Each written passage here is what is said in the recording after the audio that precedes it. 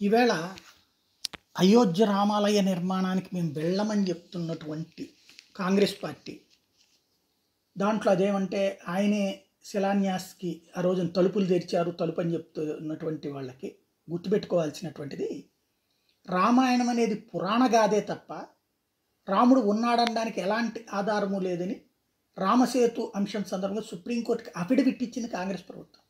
మన్మోహన్ సింగ్ ప్రభుత్వం, అంటే పేరుకు మన్మోహన్ సింగ్, నడిపింది సోనియా గాంధీ, రాహుల్ గాంధీ.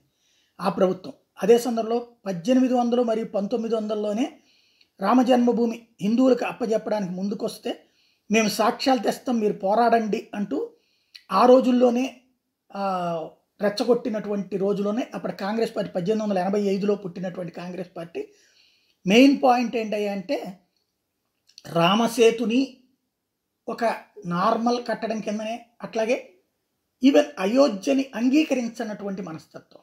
అయోధ్యలో రామాలయం ఉందని కానీ అయోధ్య రాముడి జన్మభూమి అన్నటువంటి దాన్ని అదంతా కల్పిత గాథగానే భావించేటటువంటి కాంగ్రెస్ పార్టీకి సంబంధించిన వాళ్ళు ఒక్కసారి ఆత్మవిమర్శ చేసుకోవాల్సిన అవసరం ఉంది. నమ్మకం, ఎందుకంటే మిగతా మతాల వాళ్ళకి సంబంధించినవన్నీ నమ్ముతున్నాం. అల్లా గురించి ముస్లింలు చెప్పేది నమ్ముతున్నాం, యేసు గురించి క్రైస్తవులు చెప్పేది నమ్ముతున్నాం. ఒక్క రాముడు కృష్ణుడు గురించి హిందువులు చెప్పేది ఎందుకు నమ్మకూడదు ఆలోచించుకోవాల్సింది.